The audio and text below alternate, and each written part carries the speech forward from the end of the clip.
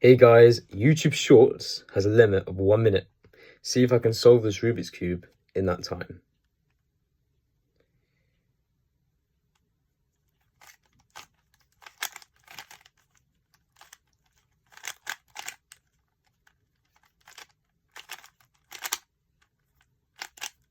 Not a good start.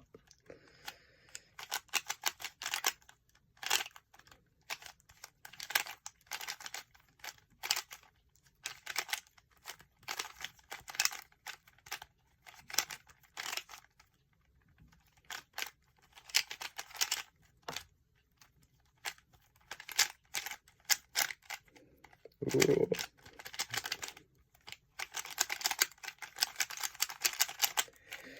Complete. So yeah guys, there will be a Rubik's Cube video coming out soon, which I can't wait to do. But yeah, it's a lot easier than you think. Try it. Have a good day guys.